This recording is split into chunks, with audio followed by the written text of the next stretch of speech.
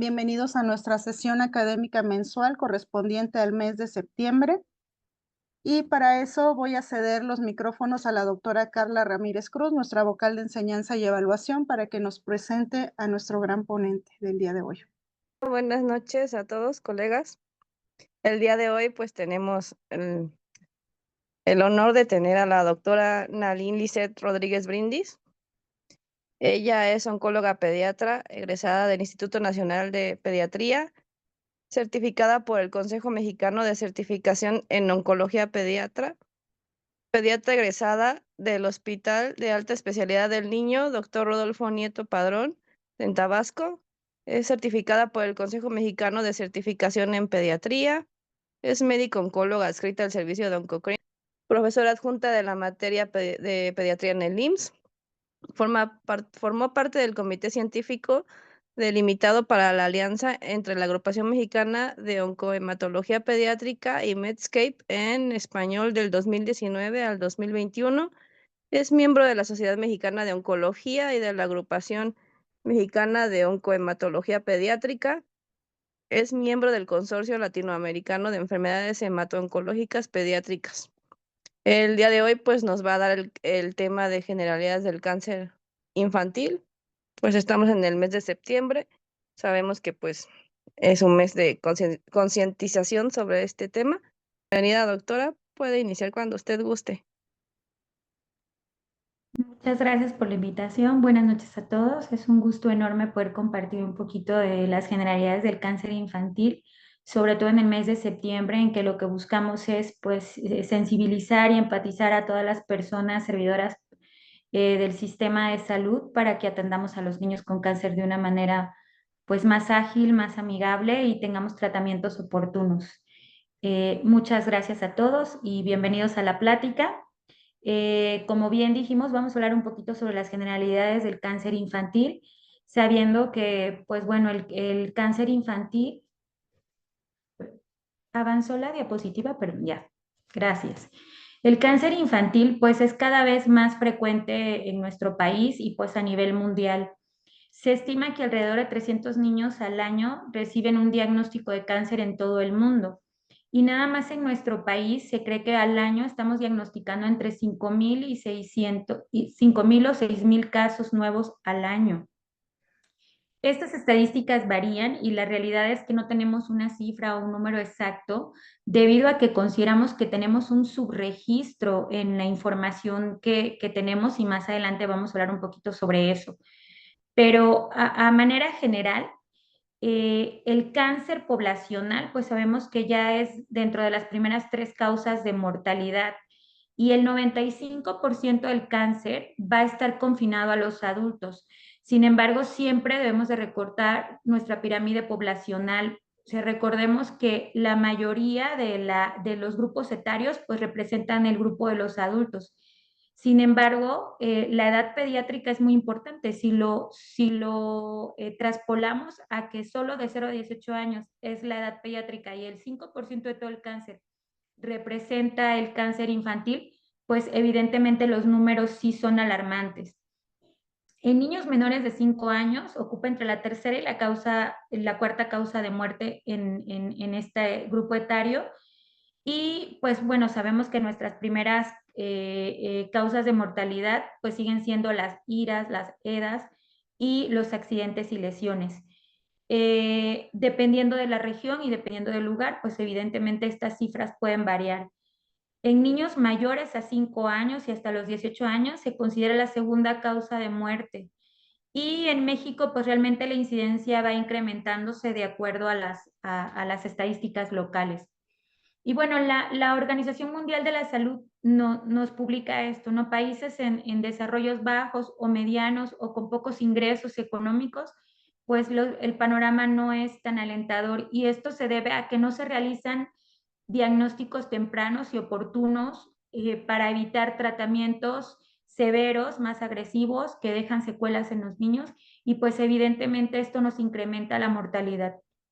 Entonces, en países de altos ingresos, países como Estados Unidos, Europa, incluso Argentina, como parte de Latinoamérica, manejan sobrevidas arriba del 90%, dependiendo del tipo de cáncer y el estadio en el que lo diagnostiquemos.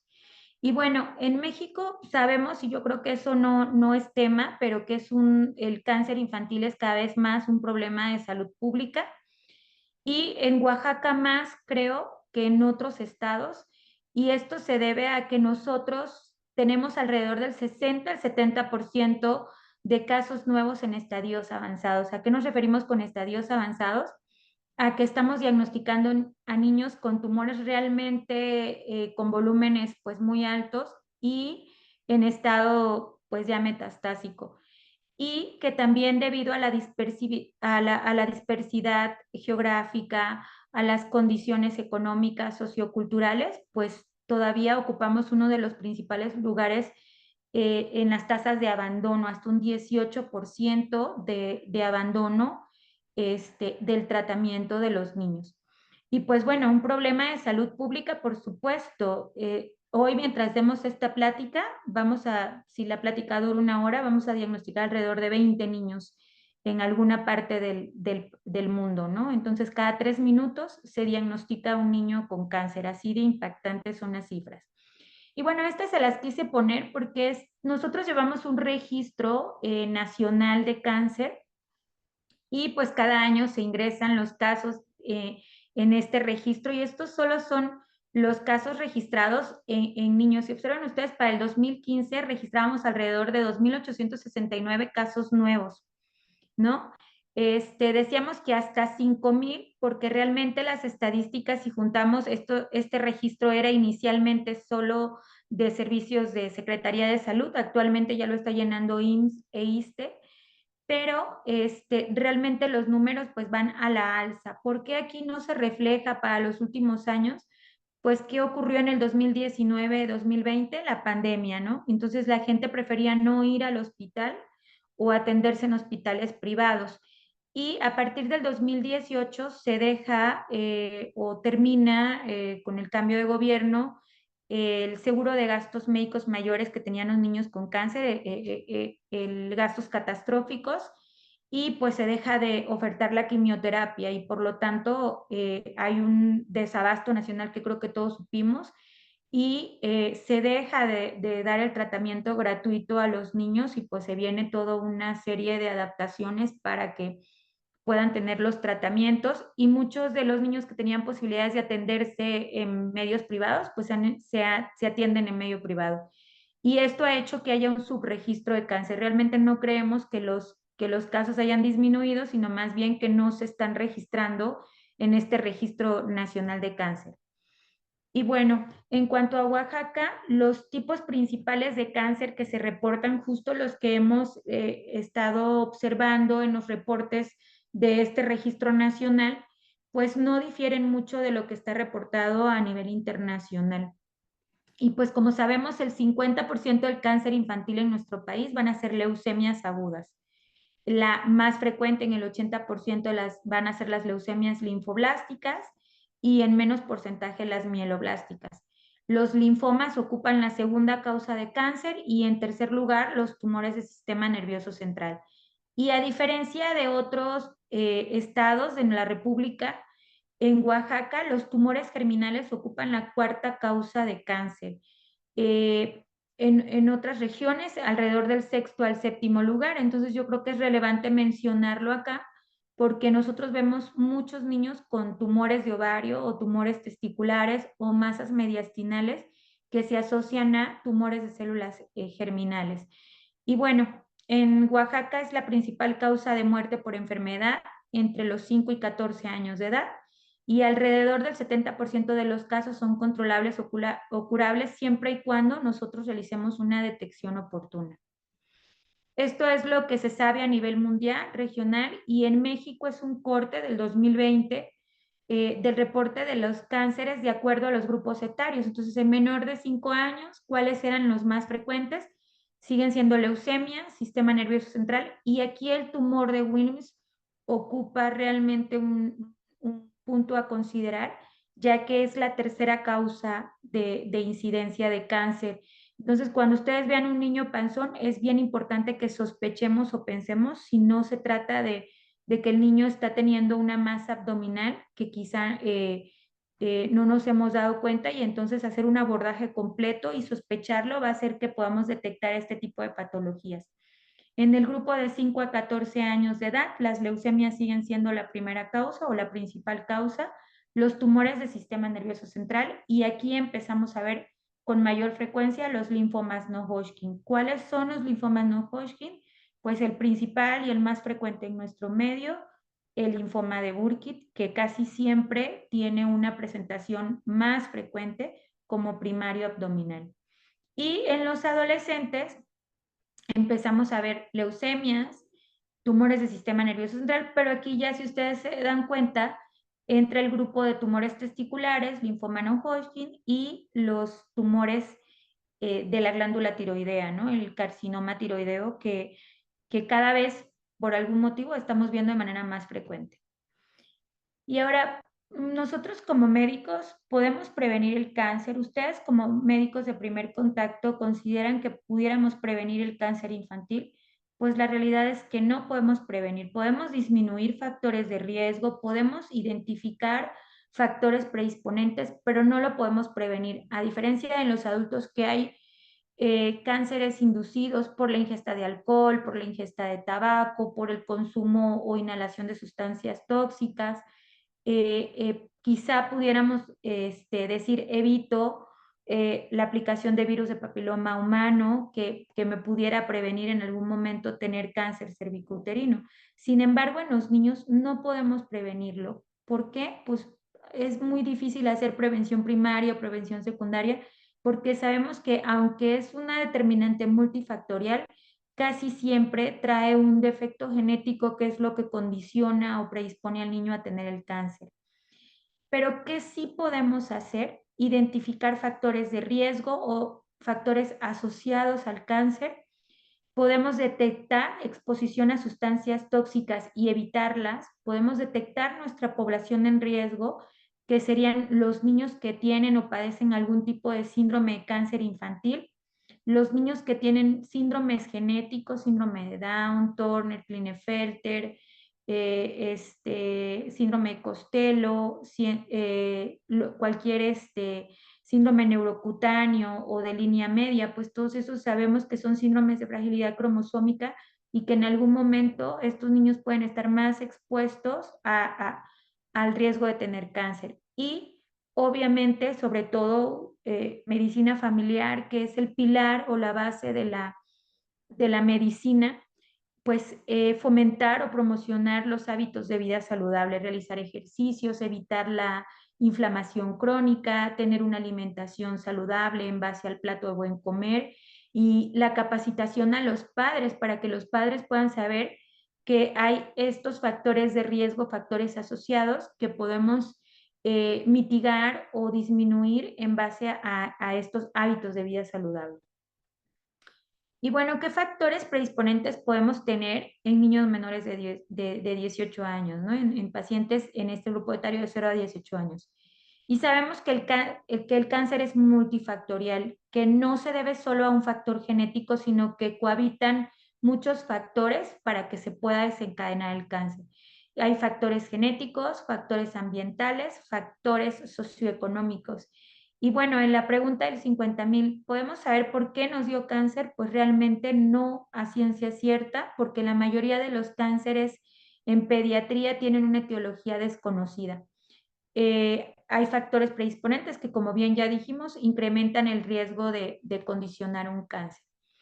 Y bueno, en cuanto a los factores genéticos, el cáncer se debe al resultado de una mutación múltiple en la copia o la síntesis del ADN de la célula. Inicialmente no es una célula tumoral, inicialmente es una célula sana que muta su información. ¿Cómo la muta? Pues pierde alguna proteína. Si ustedes se acuerdan, cuando vimos genética y nos decían, para formar un gen necesitamos adenina, guanina, citosina, uracilo, necesitamos aminoácidos que se unen para formar hélices o cadenas péptidas, proteínas, y estas proteínas llevan cierta información. Cuando nosotros tenemos o perdemos una proteína o la proteína no se expresa al momento de copiarla, pues evidentemente hay una mutación. Y esa mutación puede dar como resultado células tumorales. ¿Por qué ocurre esa mutación? Por la presencia de un oncogen. Y aquí es bien importante porque, ¿qué es un oncogen? Pues es un gen productor de tumor.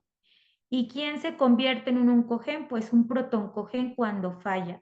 ¿Y cuál es el principal, el guardián de nuestro genoma? Pues el P53. Si nosotros tenemos un defecto, una sobreexpresión o la abolición en la función del P53, el P53 se convierte en un oncogen porque no nos está protegiendo o inhibiendo o induciendo apoptosis por una célula mutada, sino que más bien los puntos de reparación celular están anómalos porque nuestros genes protectores no están funcionando y entonces tanto el P53, que es de los más descritos, o el gen RB1 o RB2 se convierten en oncogenes y dejan de ser genes supresión de tumor y por lo tanto hay evasión de los mecanismos de reparación justamente del ADN que se va a replicar para que se lleve a cabo la mitosis o la meiosis dependiendo del tipo de célula que vayamos a reproducir y entonces la información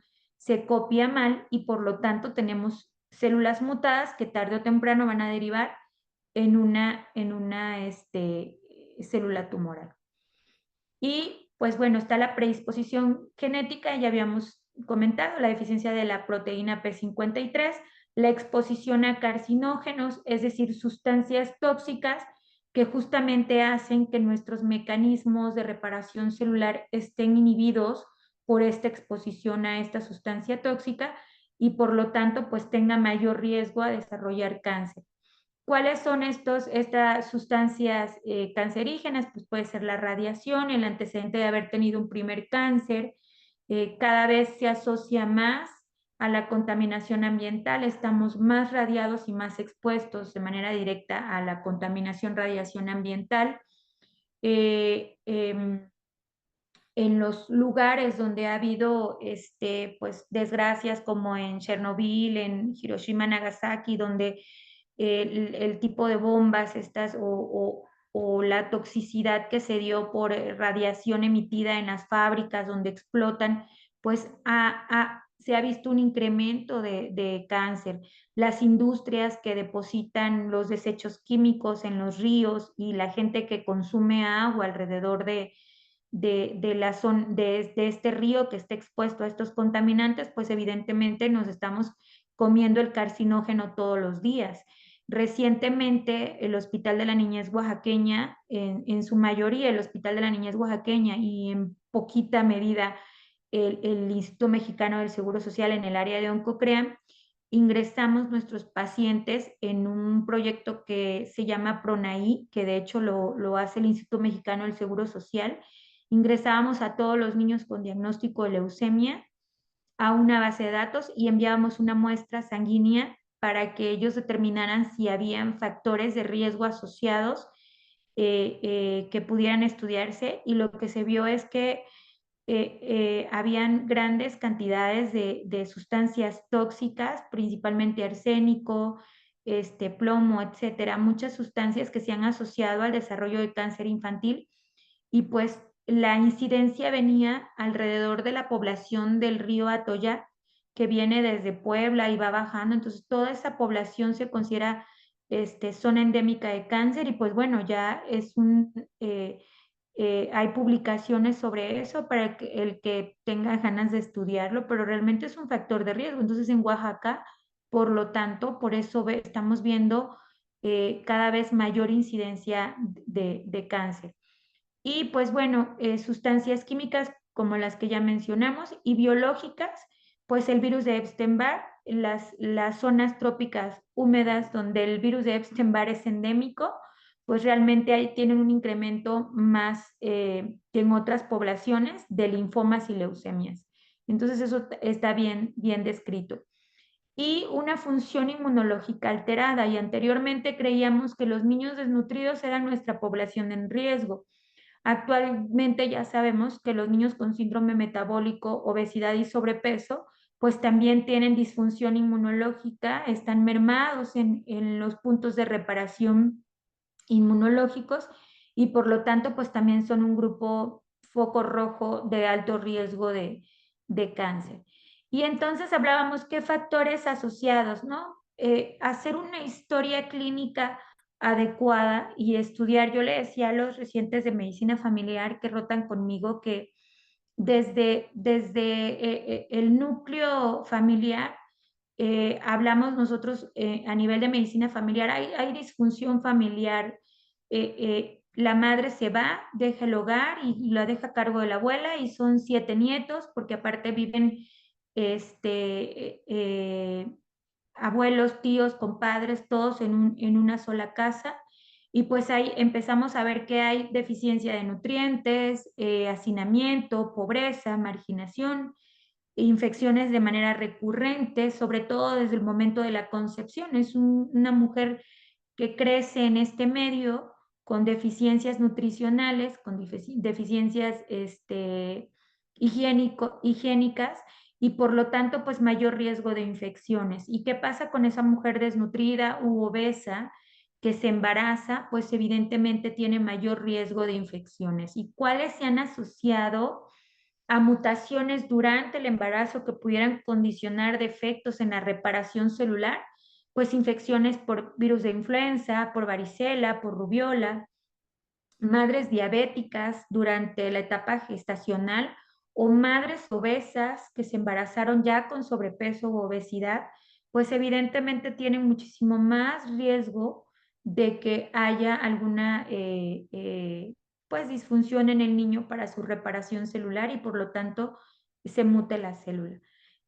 Toxicomanías maternas o paternas, por ejemplo, los niños que tienen, hay cánceres bien descritos, los niños que tienen hepatoblastoma, se ha visto que si la madre ingería marihuana, tiene hasta 15 veces más riesgo de tener un hepatoblastoma ese bebé a comparación de la población en general. Entonces, si yo ya tengo un riesgo poblacional que gira alrededor del 5 al 10% de tener un hijo con cáncer, pues ahora imagínense si yo soy una madre alcohólica y además ingerí marihuana durante la concepción, pues evidentemente mi niño pues tiene todo para que en algún momento pueda desarrollar algún tipo de cáncer.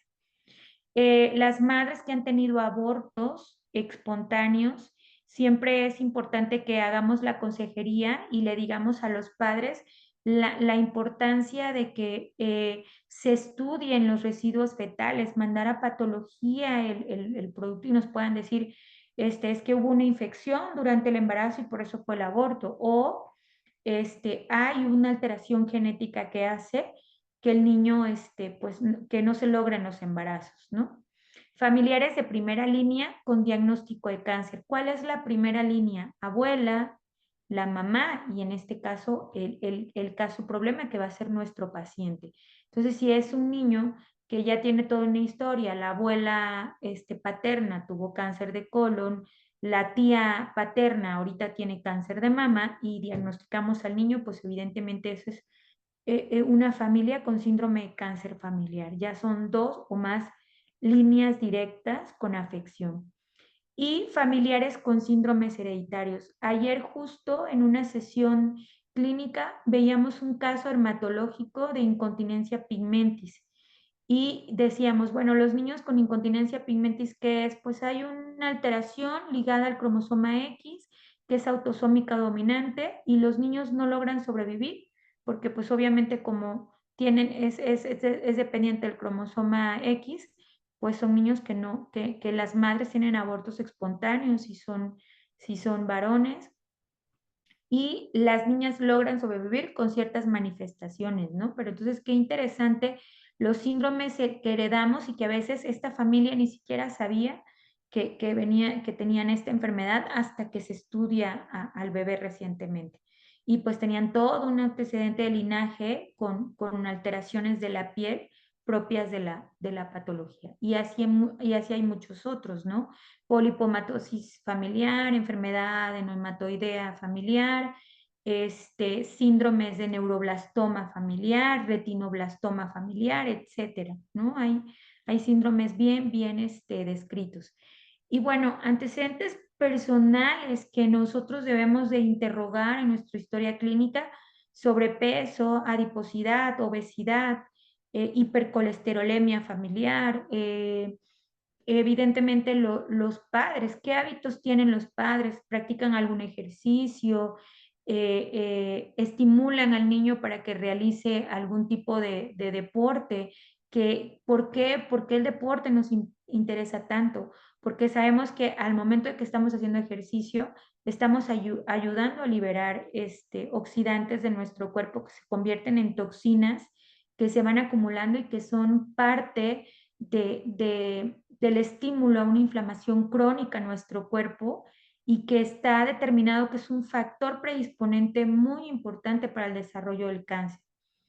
Infecciones, bueno, si yo tengo un paciente blanco que yo ya sé que tiene VIH, la consejería como médico de primer contacto y médico familiar, en decirles, bueno, tienes que estar bien controlado el VIH, la consejería de si puede embarazarse o no, la importancia de tomar los retrovirales, evitar el nacimiento por parto, evitar la lactancia materna específicamente en este grupo para evitar la transmisión vertical, porque los niños con VIH tienen también incrementado el riesgo para cáncer.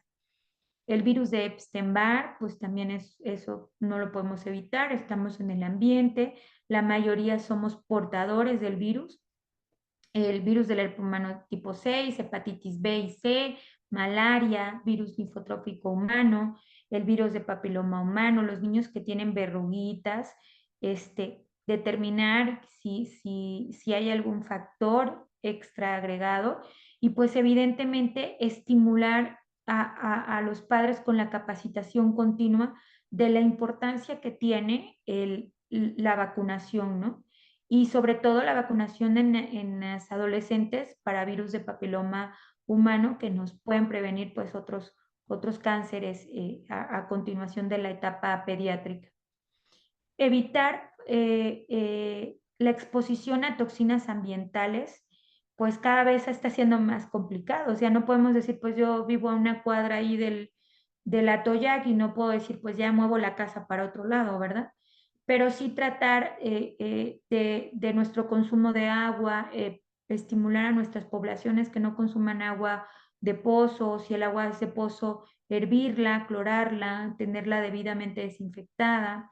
El consumo de alimentos contaminados, pues lavarlos, desinfectarlos, evitar el consumo de endulcorantes, que eso cada vez se ha visto que hay mayor asociación, las sustancias que ayudan a preservar los alimentos, los conservadores.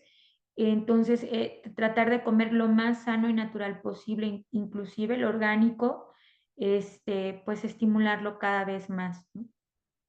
Evitar sustancias exógenas que rompen el equilibrio hormonal o mimetizan con hormonas. Pues la teoría muy debatida actualmente de que si consumo carne de ganado que ha sido engordado con clenbuterol y con todas estas sustancias esteroideas que estimulan las hormonas para que los animalitos se engorden, pues realmente digo muy controversial, porque si hiciéramos un estudio, pues realmente yo creo que toda la población está expuesta a estos alimentos, ¿no? Pero si los podemos evitar, pues hay que evitarlos.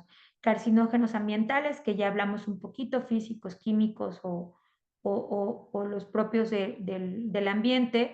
Consumos de aminas heterocíclicas cancerígenas, que va de la mano con carcinógenos. El consumo de alimentos ultra pasteurizados, que obviamente tienen estos productos conservadores y muchos también endulcorantes.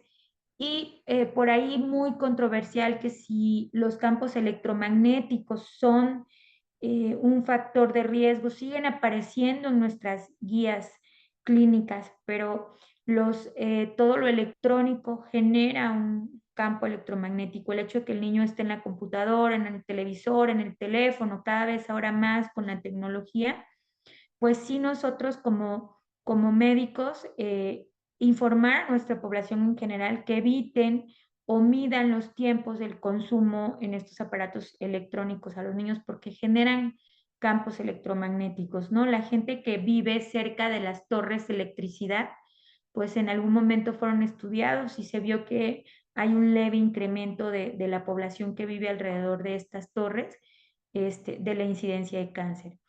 Y bueno, el componente N-nitroso que viene en algunos alimentos crudos y en el tabaco y también en los alimentos que están quemados. Por ejemplo, la carne que se asa y se quema, esa combustión que se hace en las tortillas, por ejemplo, en la carne, pues es un factor de riesgo porque llevan estas sustancias nitrosas que son un riesgo para cáncer. Y identificar condiciones médicas o síndromes genéticos que me pudieran mm, coadyuvar o aumentar la frecuencia para tener algún tipo de cáncer, pues hay muchísimos síndromes. Aquí una tabla que viene en nuestra guía de práctica clínica mexicana, donde nos ponen los más comunes.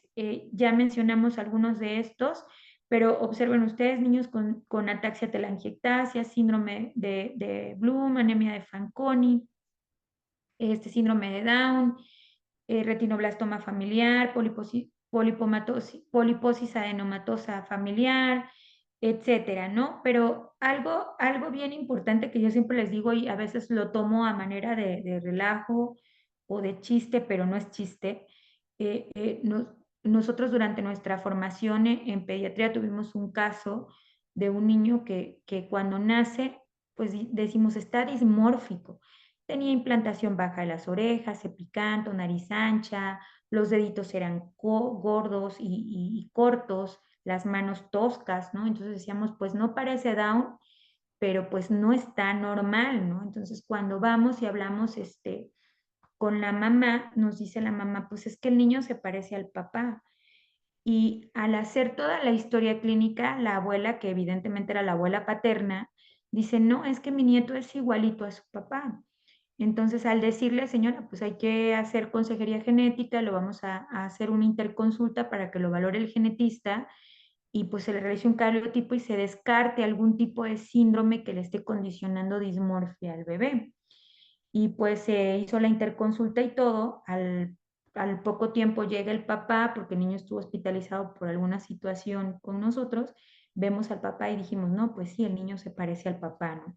Al final el cariotipo pues fue normal, pero no siempre va a ser que se parece al papá, ¿no? Si ustedes notan un niño con alguna situación dismórfica, investigar si hay algún tipo de síndrome genético que pudiera estar condicionando esta dismorfia y que además nos pudiera condicionar alteraciones en el crecimiento y en el desarrollo del niño y sobre todo los síndromes que tienen que ver con alteraciones genéticas, con alguna fragilidad cromosómica, pues se asocia a algún tipo de cáncer en algún momento de la vida.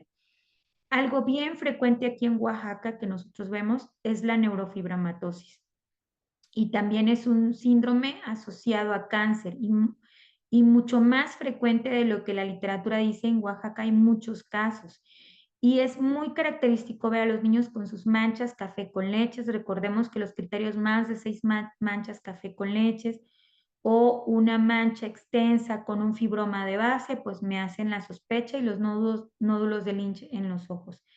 Y realmente lo vemos y lo vemos frecuente y hemos tenido pacientes que al llegar ya con alguna patología, con un tumor de Wilms, con leucemia, pues se observa y se ve, oye, tiene más de 6 manchas café con leche, la valoración de oftalmo nos confirma los nódulos y resulta que el niño tiene neurofibromatosis. Entonces, siempre el interrogatorio es importante, pero también nuestra exploración física completa, buscando específicamente datos clínicos que nos pudieran detonar en algún síndrome genético en los niños.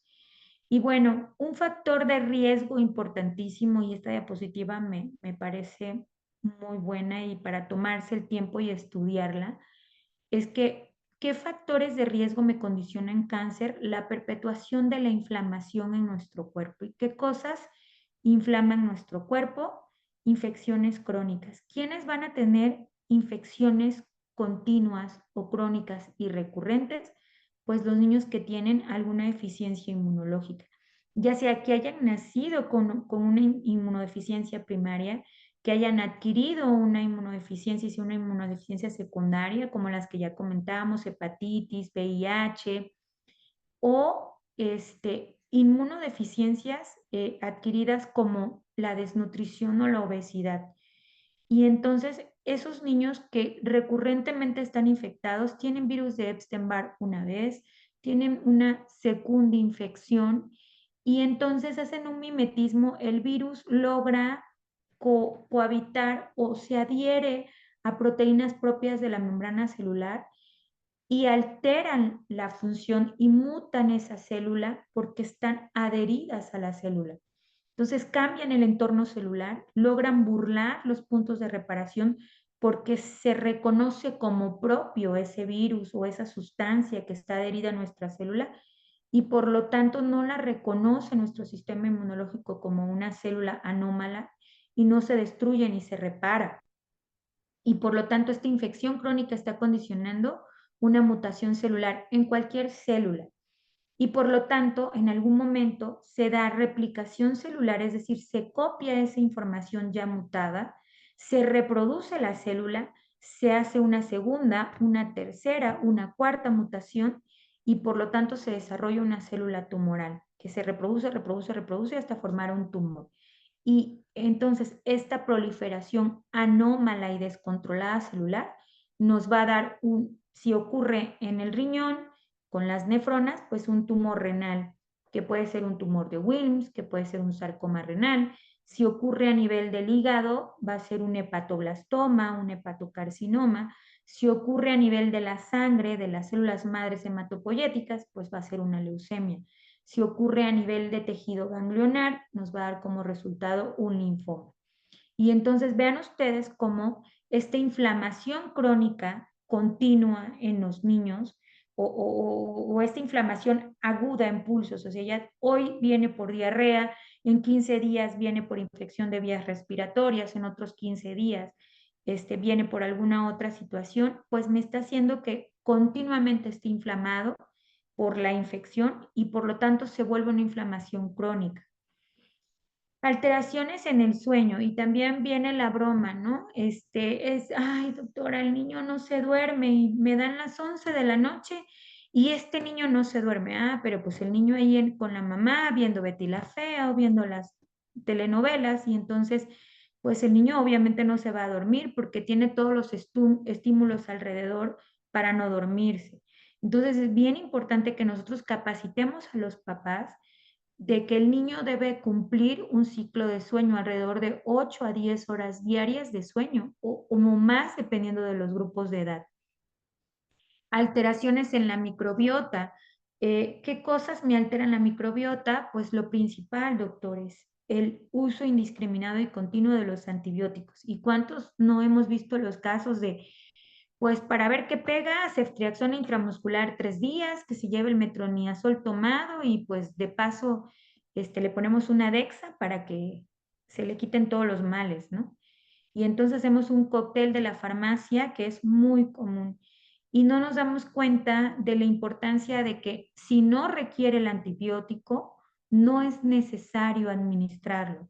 Hacer un buen interrogatorio y una buena exploración física para determinar en qué momento sí debo o no ocupar el antibiótico, el antifúngico, el antiparasitario, lo que nosotros vayamos a indicar. Porque esto nos va a alterar la microbiota normal en el intestino o en el pulmón o en la situación que nosotros estemos indicando este antibiótico o esta sustancia, ¿no? Y también el uso continuo de probióticos, ¿no? También tienen una indicación específica. ¿Cuándo yo voy a dar un probiótico? ¿Cuándo realmente está indicado? Oye, es que mi paciente tuvo diarrea y entonces ahora voy a reestructurar la flora. Ok, bueno, en ese momento a lo mejor está indicado, pero no es que voy a prevenir y como ya le doy la pancita, pues enterogermina para que le quite el dolor. Pues no, eso no está indicado. Entonces siempre basarnos en cuándo tiene una indicación. ¿En qué nos vamos a basar? en nuestro interrogatorio clínico completo y en nuestra exploración clínica completa. El estrés psicosocial, pues ¿quién no está estresado, no? La vida continua de los niños, levántate, apúrate, come, vamos a la escuela, córrele, y todo el día estamos sometiendo al niño a este estrés continuo que incluso tenemos nosotros. No vamos con el tráfico corriendo porque vamos a llegar tarde a la escuela y pues ya lo regañamos 2, 3 veces porque no se apuró o porque no se quería levantar en la mañana. Entonces siempre tratar de evitar el estrés en el niño, ¿no? Y pues ahorita muchas cosas me generan estrés, el sueño incompleto me genera estrés, una mala alimentación me puede generar estrés en el niño, pero sobre todo la cuestión ambiental, ¿no? Entonces, tratar de evitar y concientizar a los padres sobre el estrés psicosocial. Y enfermedades crónicas no controladas, para ejemplificar la más representativa en los niños, la obesidad, el síndrome metabólico y secundariamente la desnutrición. Y bueno, niños asmáticos que continuamente les estamos pulsando con esteroides, pues obviamente tienen mayor riesgo por alteración a nivel del sistema inmunológico. En adolescentes que padecen alguna enfermedad reumatológica, lupus, artritis, etcétera, pues también son un grupo de riesgo, ¿no? Los niños que tuvieron un primer cáncer y se les administró quimioterapia o radioterapia, pues van a tener también durante periodos prolongados inflamación crónica y por lo tanto el alto riesgo de un nuevo cáncer en la adolescencia o en la etapa escolar, dependiendo del momento en el que recibió ya tratamiento. Y ahora habíamos dicho que desafortunadamente el cáncer infantil no se puede prevenir. No podemos hacer un cribado y decirle voy a tomar biometrías, cada mes hay que picarlos para que detectemos a tiempo una leucemia, pues tampoco podemos hacer eso.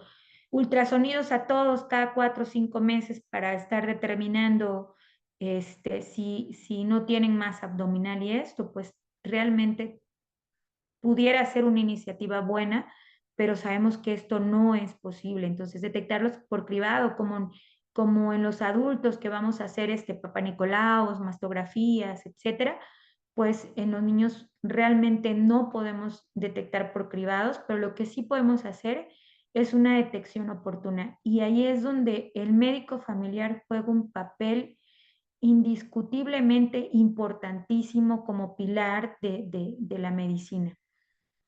No puedes hacer prevención primaria, no puedes hacer prevención secundaria o podemos disminuir factores de riesgo, sí, pero lo que sí podemos hacer es detección oportuna. Y entonces ustedes estarlo pensando para dirigir nuestra historia clínica. Si yo ya tengo signos y síntomas crónicos de una enfermedad, sospechar que la causa pudiera ser algún tipo de cáncer y entonces dirigirme hacia una exploración armada de signos y síntomas de cáncer y hacer entonces la detección oportuna. Y entonces, si yo hago un diagnóstico oportuno, voy a mejorar el pronóstico si lo detecto a tiempo. Entonces, yo pongo el ejemplo aquí, y no sé si está por aquí la doctora Erika. La doctora Erika es médico familiar de la UMF1 y yo la pongo como ejemplo porque hace algunos años ella llega a su clínica, a su revisión, una niña que le dice, tengo palpitaciones y la niña se cansa. La niña no tenía ninguna otra manifestación clínica más que el cansancio y que refería a palpitaciones. La doctora le explora, no le escucha nada raro, una niña pues delgada, pero su mamá es pequeña, es delgada, su papá también, entonces hace la historia completa, no lo sé, algo no me late, ya van varias, ya había tenido consultas previas con los mismos síntomas. Y entonces la doctora le dice, ¿sabe qué? Le voy a mandar a hacer un electrocardiograma y una radiografía de tórax y en base a lo que salga pedimos interconsulta para ver, dependiendo de si está normal o no, ¿no? Y entonces resulta que en la radiografía la doctora le dice, cuando la tenga me la trae, ¿eh? Y es bien importante que me la traiga. La vuelve a citar, viene la niña con la radiografía y tiene una masa mediastinal. La masa mediastinal, pues evidentemente le comprimía aparte el corazoncito porque estaba pegada al corazón, de mediastino superior en cara anterior, y pero pues no le repercutía, la niña tenía una buena ventilación, no tenía datos de dificultad respiratoria, salvo disnea a medianos esfuerzos, que obviamente no es normal en una niña de 9 años, y entonces la doctora la deriva de manera inmediata al Oncocrean, y entonces el diagnóstico de un ganglioneuroma, una masa mediastinal, se operó, se le quitó la masa, afortunadamente no hubo necesidad de quimio de radio porque se logró quitar completamente y ahorita estaba en vigilancia. ¿Quién es la estrella de la historia? La doctora, porque lo pensó, no se quedó tranquila, dijo voy a investigar, voy a estudiar porque tiene estos síntomas que además son crónicos y hace un diagnóstico en un estadio temprano que le permite a la niña hoy estar en primero de secundaria, estar muy bien, ya no tiene disnea, se acabó el problema y solo estar en vigilancia. Y esta niña no tiene absolutamente una secuela salvo una cicatriz amplia en su tórax, ¿no? Que no la pudimos evitar, pero entonces es una niña que no tiene insuficiencia cardíaca. Si lo hubiéramos quitado más grande, probablemente hubiera condicionado mayor problema a nivel cardíaco. Si lo hubiéramos quitado más grande, probablemente hubiera sido necesario algún tipo de tratamiento por haber dejado residuar tumoral en su tórax. Y evidentemente el tratamiento fue menos agresivo, quedó solo en cirugía. Y entonces este es el caso soñado. Así quisiéramos, doctores. Ustedes están viendo a un niño cansado, pálido, con cambios en la actitud, ya no corre, brinca y salta como normalmente debería ser un niño sano. No se queden con la duda y soliciten lo que ustedes consideren que es necesario para determinar qué es lo que tiene ese niño, ¿no? Es que le faltan vitaminas. Es un diagnóstico de exclusión. Si el niño está bien nutrido y no tiene ninguna otra situación que le pudiera estar condicionando el cansancio, hay que buscar intencionadamente alguna de estas enfermedades oncológicas. Y pues bueno, ¿qué queremos? Niños felices, niños sanos en cualquiera de sus condiciones y durante su crecimiento. ¿Cómo voy entonces yo a hacer un diagnóstico temprano y oportuno? Tener la sospecha. ¿Cómo lo voy a sospechar? Pues estudiando los temas, sabiendo cómo voy a diagnosticarlos, qué signos y síntomas debo de reconocer. Y ustedes son los expertos en factores predisponentes y factores de riesgo, y ustedes son los expertos en evoluciones agudas y crónicas, porque ustedes son los que ven todo este tipo de patologías de primera intención. Y entonces yo ya sé que si tengo un cuadro agudo no debe durar más de 7 días, subagudo entre 7 a 14 días, y lo que rebasa 21 días es algo crónico y merece su estudio. Entonces yo tengo un paciente cansado, somnoliento, con falta de energía, la mamá te dice, es que está muy decaído, está apático, triste, tiene malestar general, continuamente se siente cansado, con dolor de cabeza, o tiene falta de concentración, pérdida de memoria, hay ansiedad, está irritable, quejumbroso, no come, fiebre que ya no, que es continua, es intermitente, va y viene, a lo mejor está bien 1 o 2 días y luego vuelve a empezar, pues eso ya nos habla de una enfermedad crónica y entonces hay que sospechar, doctores, en que pudiera ser cáncer. Y reconociendo nuestros grupos de riesgo, que ya hablamos de los grupos de riesgo. Yo tengo un niño con síndrome de Down con un elevado índice de sospecha y tiene signos y síntomas sugerentes de enfermedad maligna. Doctores, refiéranlo. Más vale una referencia además en pediatría que un niño diagnosticado tardíamente o un niño de menos en el mundo. Entonces, el cáncer puede tener un crecimiento rápido, pero puede ser silente. ¿Qué quiere decir? Que mientras está creciendo el niño no tenga ninguna manifestación clínica y o que sea tan rápido que no nos dé oportunidad. Por ejemplo, las leucemias, si son leucemias muy agresivas, pueden duplicarse y replicar la actividad tumoral en 24 o 48 horas, igual que los linfomas. Y puede tener síntomas diversos.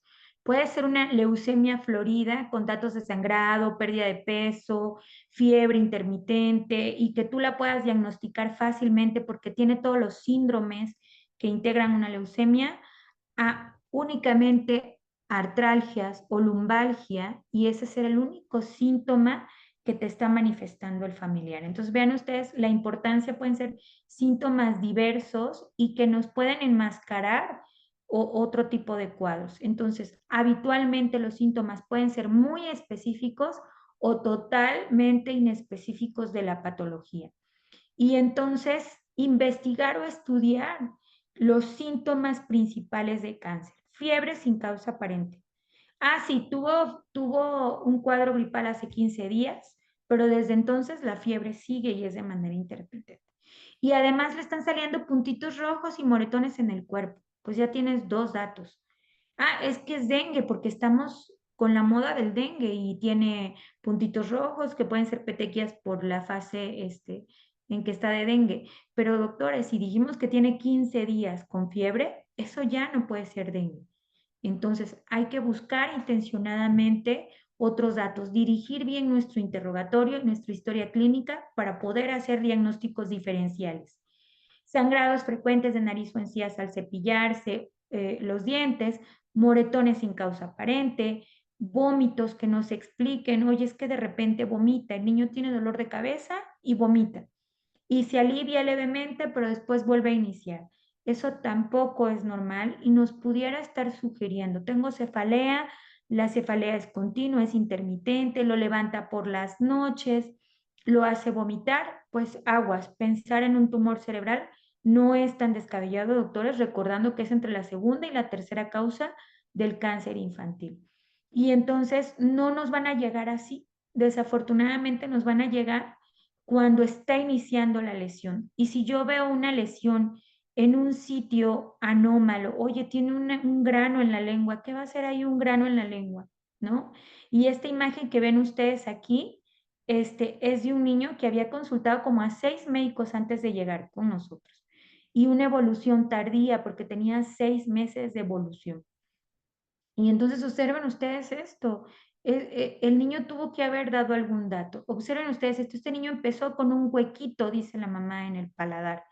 Y entonces, esta lesión, ¿por qué el niño va a tener una lesión en el paladar? ¿Por qué va a destruir su paladar? A menos que sea mucormicosis, la segunda causa es un linfoma, doctores, o un sarcoma. Entonces, cuando veamos una lesión rara o sospechosa, más vale investigarla. ¿Sabe qué, doctora? 01800, doctora Nalín, podrá valorar a este paciente porque tiene una lesión extraña, tiene un ganglio, tiene un nódulo, tiene una bolita que no es normal. De inmediato se tiene que estudiar, porque 50% de las lesiones, estos granos, estos ganglios, esto pudiera ser algo maligno. Entonces, bien importante. Cambios en los ojitos. Oye, es que se le puso el ojito blanco. No lo tenía, doctores, hasta no demostrar lo contrario es maligno. No son cataratas que le están saliendo al niño, no es un golpe, esto hasta no demostrar lo contrario, y sobre todo si es un niño pequeño, es un retinoblastoma. Y no esperar a que nos llegue con la manchita, pues podemos hacer algo. A que nos llegue con un ojo así como el que ven debajo de la imagen de la mancha, ¿no? Y los ganglios, doctores, observen ustedes esta niña, la deformidad que tiene en la cara. La niña tenía un tumor detrás de la cara, es un linfoma angiocéntrico y empezó con un ganglio y le dijeron que era por infección y que lo que tenía era sinusitis, por eso se le inflamaba la nariz. Entonces, en fin, siempre, siempre sospecharlo. Si lo sospechamos va a ser más fácil que podamos hacer un diagnóstico oportuno. Y entonces, linfadenopatías, miren, observen ustedes, ¿no? ¿Cómo podemos tener efecto de masa tan visible o a lo mejor más pequeños, ¿no? Cambios de coloración de la piel, petequias, equimosis, son datos. El crecimiento abdominal, interrogar cuánto tiempo tiene de evolución el aumento de volumen, realizar la exploración, cómo empezó, cuándo empezó, si tiene algún síndrome que acompaña. Por ejemplo, vomita, no vomita, ha estado cansado, ha tenido pérdida de peso, tiene fiebre. El crecimiento abdominal a veces es el único dato y desafortunadamente diagnosticamos a los niños cuando ya nos dio datos de obstrucción intestinal. ¿no? Es tan grande el tumor que le obstruye o le comprime el estómago y vomita. Entonces el niño come y después vomita. ¿Por qué? Porque la masa está comprimiendo el intestino y no permite que se lleve a cabo una adecuada digestión y el vaciamiento gástrico o el vaciamiento intestinal. Y en casos más severos, como una urgencia quirúrgica abdominal, está obstruyendo, hay obstrucción intestinal y pues entran al AP pensando por el dolor abdominal, ¿no? O obstrucción urinaria, son niños que no pueden hacer pipí y están con mucho dolor. ¿Y por qué? Es porque está comprimiendo los ureteres, porque está comprimiendo la vejiga. Y entonces, ¿qué tenemos que hacer? Pues nuestra exploración física bien dirigida, dividir nuestro abdomen en 4 cuadrantes y entonces determinar mi tumor está en cuadrantes superiores o está en cuadrantes inferiores, está a la derecha o está a la izquierda. ¿Por qué? Porque eso me va a dar mucha luz. Está en el cuadrante superior del lado derecho, el hígado. ¿Qué tenemos ahí? El hígado. ¿Qué puede ser? Un hepatoblastoma, si es un niño menor de 5 años y si es mayor de 5 años, un hepatocarcinoma. Está central, un linfoma primario abdominal. Está retroperitoneal, se palpa la masa retroperitoneal o hacia posterior, pues un tumor de Wilms, un neuroblastoma de la glándula suprarrenal. Entonces, para fines prácticos, su función como médico familiar, ¿cuál va a ser? Determinar, el niño tiene una masa abdominal, considero que pudiera ser un tumor y por lo tanto se envía para protocolo de estudio. Y en estos casos en específico, doctores, si podemos abordarlo, lo hacemos. Si ustedes tienen posibilidades, el familiar, de hacer un ultrasonido de manera inmediata para tener mayor luz y que ustedes puedan referir con más confianza, lo podemos hacer. Pero también nos ha pasado casos donde llegan a su valoración con su médico familiar o con el médico del centro de salud o de la unidad médica familiar y le solicitan el ultrasonido y lo citan dentro de un mes. Y entonces perdemos tiempo valioso porque a veces un mes es la diferencia entre metástasis o no metástasis, entre mayor infiltración o no. Recordemos que los niños con masas abdominales no necesariamente van a ser un tumor primario abdominal, también pueden ser tumores secundarios, infiltración de hígado, de vaso, incluso de riñones por alguna leucemia o por algún linfoma. Y bueno, una masa palpable en el abdomen nos puede indicar también hepatoesplenomegalia o puramente un tumor primario abdominal, como ya lo dijimos. Y el crecimiento de las extremidades o de cualquier región o parte del cuerpo. Yo les digo, tengo un grano aquí y no es un barro, no es acné. Doctores, estudien, ¿no? Y incontables casos de que los niños empiezan, incluso van. Recordemos que el ultrasonido es un estudio muy sensible que nos permite no invadir a los niños, que no tiene radiación, que no tiene magnetismo como una tomografía, una resonancia magnética, pero que sin embargo tiene un terrible defecto, es operador dependiente.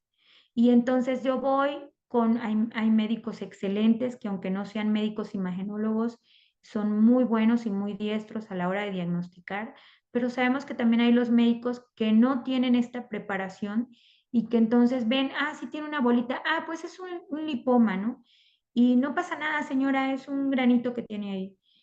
Y desafortunadamente los pacientes se confían de estos estudios que nosotros hacemos, ¿no? Entonces tenemos una responsabilidad compartida aquí cuando no damos una información clara a los padres o cuando nosotros también permitimos este tipo de estudios donde no son concluyentes y desafortunadamente, ¿qué pasa?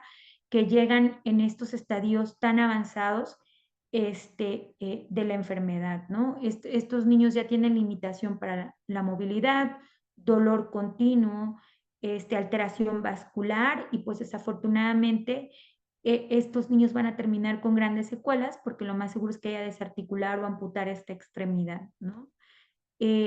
Otro signo y síntoma sugerente, nuevamente, cualquier bolita que esté creciendo o me está creciendo un testículo o me está creciendo el abdomen, pues eso no es normal, ¿no? Es que está en la pubertad y el niño no dijo nada. Siempre, siempre, siempre capacitar a los padres sobre signos y síntomas sugerentes de la enfermedad. Replicar estas pláticas que nos ayudan mucho a orientar a ustedes como médicos de primer contacto a que de manera inmediata se deben de referir y tomar en cuenta. Y a veces la prevención, doctores, ¿cuántos niños hemos visto que quizá, pues yo creo que ustedes más que yo, les llegan a la consulta por cualquier cosa y ustedes hacen una buena exploración física y resulta que detectan que no hay testículo en la bolsa escrotal, ¿no? Tiene una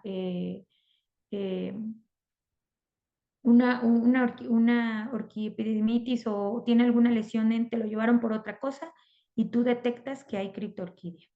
Y entonces, por lo tanto, ese niño ya tiene 4 o 5 años, hay que descender ese testículo y son operados tardíamente. En algunos casos se recupera el testículo, en algunos no, pero fíjense bien, o sea, es un niño que ya debió de haber llegado a muchas valoraciones antes por algún médico y que se detectó tardíamente.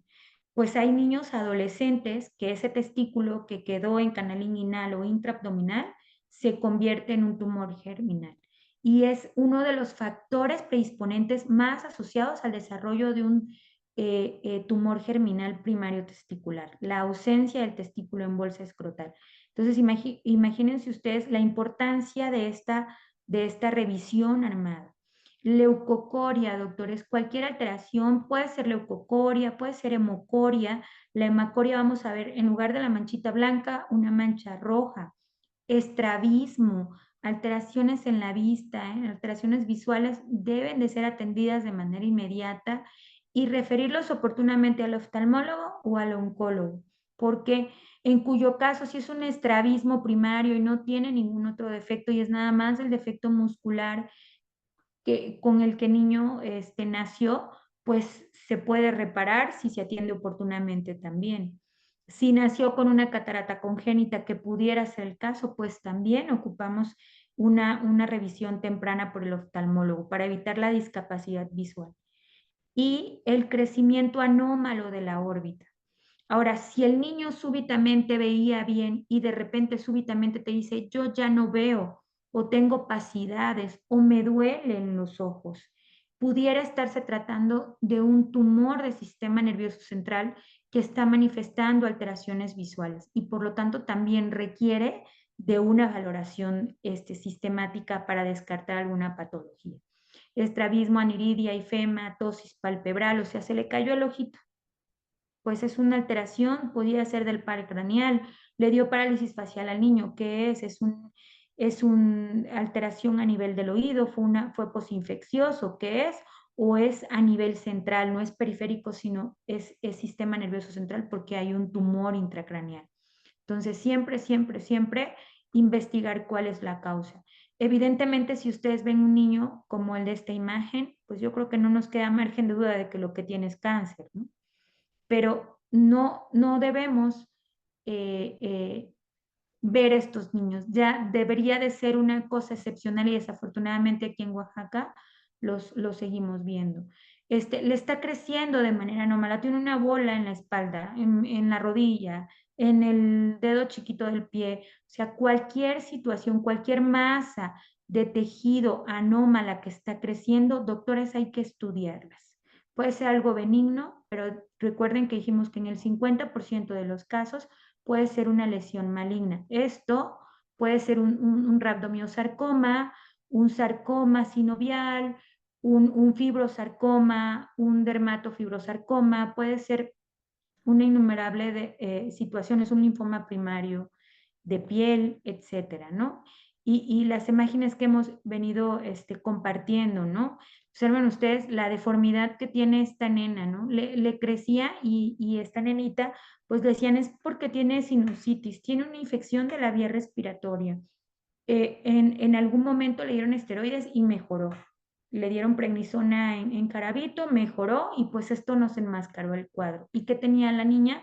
Pues un linfoma angiocéntrico, un linfoma retrofacial y observen ustedes los ganglios, ¿no? Le hacía efecto de masa en el cuellito, miren como pueden ver aquí en la imagen y pues esto no era algo normal, ¿no? Y recientemente varios médicos del sureste del país, liderados por el doctor Pablo González de Lorán en el Hospital de Mérida, él nos hizo favor de acercarnos una encuesta y nos pedía la colaboración para que nosotros hiciéramos un cuestionario, interrogáramos a nuestros papás de a cuántos médicos habían visitado antes de realizar el diagnóstico y el tiempo desde la primera consulta al diagnóstico.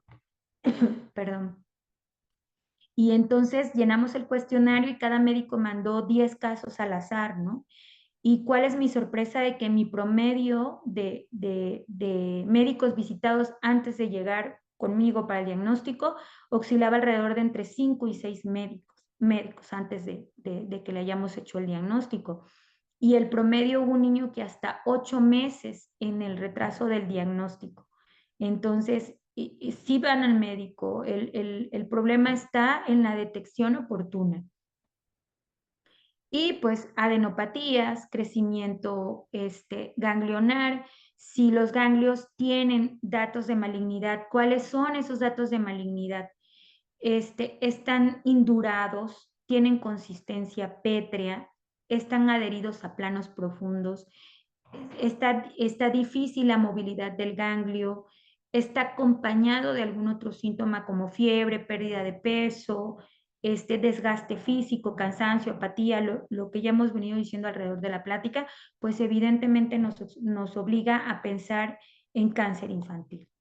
Y pues si tengo un niño que no tolera la ortopnea, no puede estar acostado porque le dan datos de dificultad respiratoria, se cansa, tiene disnea de medianos, inicialmente grandes esfuerzos, después de medianos esfuerzos, pues buscar si hay una lesión primaria que pudiera estarme condicionando una lesión secundaria pulmón. Esta es una proyección de una tomografía pulmonar donde observan ustedes estas balas de cañón, así se describen estas lesiones metastásicas al pulmón, y esto pues es uno de los niños de osteosarcoma que nos llegan al momento del diagnóstico ya metastásicos a pulmón.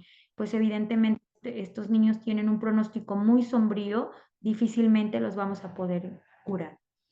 Y pues estas lesiones terribles en bebés, esta es la historia de un niño que tenía 1 año de edad cuando el papá le nota la bolita en el glúteo, lo lleva a la consulta a su centro de salud y ahí le dicen que es un absceso, le dan inicialmente tratamiento antibiótico, el niño no mejora, sigue la evolución natural de la enfermedad, que es crecer. El papá lo vuelve a llevar más o menos 20 días después y le dicen nuevamente que es un absceso, le vuelven a dar una segunda línea de tratamiento con algo más fuerte para que le ayude a quitarlo. Le dan 14 días el antibiótico, vuelve a regresar el papá a una siguiente consulta después del tiempo que los padres, que el médico citó, y lo derivan con un cirujano general para que le haga una, drenaje del absceso. El médico hace el drenaje del absceso, lo único que obtienen es sangre, no toman muestras representativas, lo mandan a su casa y todo esto ocurre alrededor de 6 meses de evolución. Y pues el niño llega cuando ya protruyó, cuando ya está afectando más, llega con nosotros al hospital en situaciones realmente, pues así como están viendo las imágenes, se debrida la zona, el niño ya estaba metastásico a pulmón, a huesitos, pues realmente no podemos hacer gran cosa, les repito, cuando llegan en estadios avanzados. Pero ¿cuál es la enseñanza de esto? ¿Por qué un niño de 1 año va a tener un absceso perianal? Es lo primero. Está inmunológicamente eficiente, tiene alguna inmunodeficiencia primaria o adquirida, y si lo tiene, requiere estudios. Y si tú ya diste ya pensaste que es infeccioso, hiciste ultrasonido, no lo hiciste. Si te reportan componente sólido, ¿por qué no se mandó a estudio? Muchas preguntas que quedan al aire, ¿no? ¿Por qué? Porque no lo sospechamos. Sí, en efecto, lo más frecuente va a ser algo infeccioso, pero si tiende a la cronicidad ya no es algo infeccioso, doctores. Si tiene más de 21 días, dijimos que es algo crónico y por lo tanto hay que pensar en que se trata de algún tipo de cáncer. Estos tumores, que yo creo que son imágenes que ya he compartido con ustedes anteriormente, pero lo mismo, la historia empieza con un grano y pues sigue la evolución. Van también, yo sé que en nuestro medio sigue habiendo esta cuestión sociocultural donde van primero con el curandero, les soban la pierna, etcétera, etcétera, y pues perdemos tiempo valioso, ¿no? O no se refiere por el miedo de está pequeñito y tuvo un golpe, entonces puede ser el golpe y lo voy a aguantar y lo voy a vigilar acá. Si ustedes tienen dudas, doctores, lo importante es referirlo de manera oportuna. Y como el de los concursos, muchísimas gracias por participar, síguelo intentando, en algún momento te vas a llevar el premio, ¿no? Aquí es a la inversa, ¿no? Si tú lo estás pensando continuamente y estás generando teniendo claros signos y síntomas sugerentes de la enfermedad, en algún momento alguno va a tener algún paciente que va a diagnosticar con cáncer, porque es cada vez más frecuente. Y bueno, miren, observen ustedes estas lesiones, ¿no? Si tienes una úlcera, la úlcera es crónica, no mejora, ¿qué pasa con ese niño? Tienes que estudiarlo. Ahora, ¿puede ser cáncer? ¿Lo pienso como primera opción? Pues evidentemente no, pero está como parte de mis diagnósticos diferenciales. Entonces hay que evitar que estos niños lleguen a estos grados de malignidad. Y pues bueno, no sé si hay preguntas, alguna duda. Yo quedo ahorita esperando si hay alguna pregunta, alguna inquietud, alguien que quiera compartir algo. Estos también son mis datos. Les agradezco mucho. Espero que haya sido de su agrado. Gracias. Gracias, doctora Nailín, por tan brillante ponencia. Entiendo que están bien determinadas las causas orgánicas del cáncer infantil. ¿Cuál es el rol que juegan las emociones en el origen del cáncer infantil? Claro, eso es muy importante. Hablábamos de inflamación crónica. El estrés continuo está liberando sustancias tóxicas para nuestro cuerpo. ¿Qué liberamos cuando estamos estresados? Adrenalina, dopamina y estas sustancias que hacen generar en algún momento factores estresantes para el cuerpo. Taquicardia, hipertensión, aumentan nuestro flujo sanguíneo transitoriamente y eso de alguna u otra manera genera sustancias proinflamatorias en nuestro cuerpo. Entonces, si yo estoy sometida a un estrés continuo, estoy todo el tiempo generando sustancias, alterando mis niveles de cortisol en el cuerpo y estas sustancias propias de mi glándula suprarrenal, ¿no? Entonces, esteroides naturales.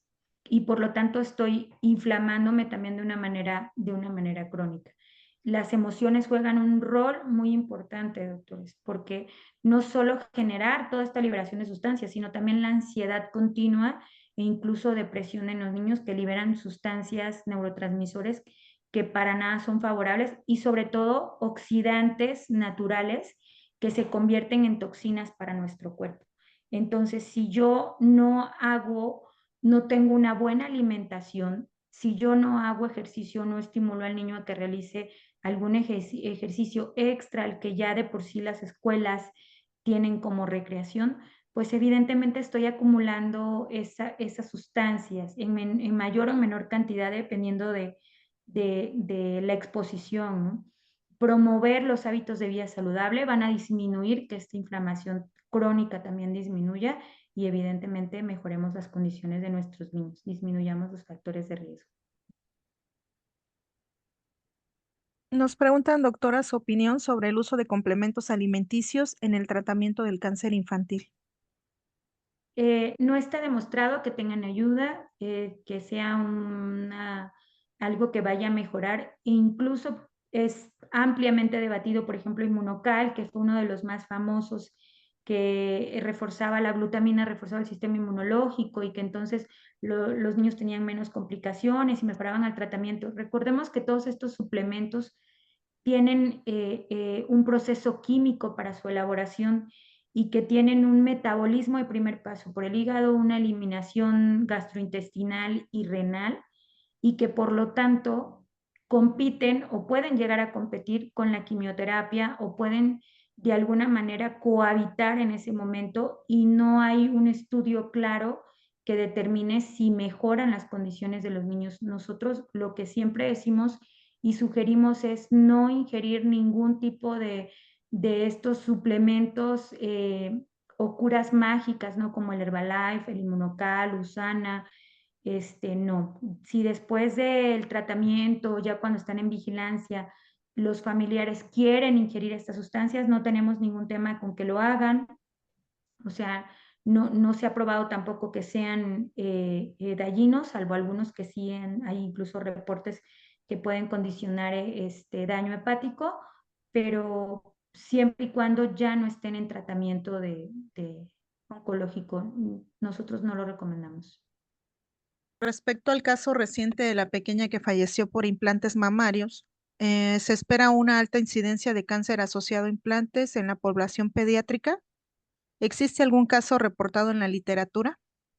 ¿Hay casos reportados de cáncer de mama en pacientes pediátricos? Sí, en niños y en niñas, porque no es solo algo exclusivo de las niñas.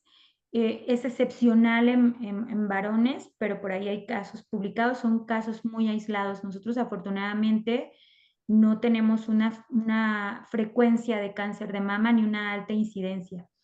Y el uso de implantes en nuestro país está contraindicado en menores de edad. Entonces ahí es una cosa súper controversial porque habría que pronunciarse sobre eso, porque una menor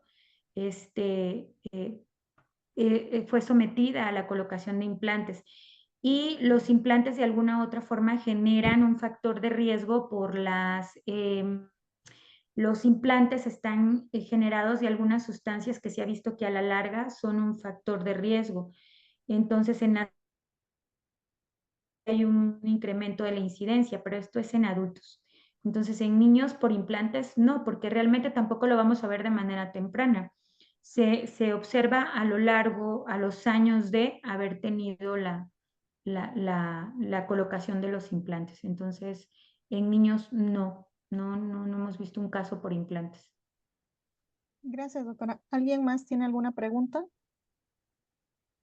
Por parte de la Asociación Oaxaqueña de Medicina Familiar, le haremos llegar su constancia. Nuevamente agradecemos su participación. Nosotros encantados como médicos familiares de que nos pueda brindar sus conocimientos. Muchísimas gracias, doctora Anaí. Buenas noches. Nos vemos en nuestra próxima sesión. Gracias. Muchas gracias a todos. Que tengan linda noche.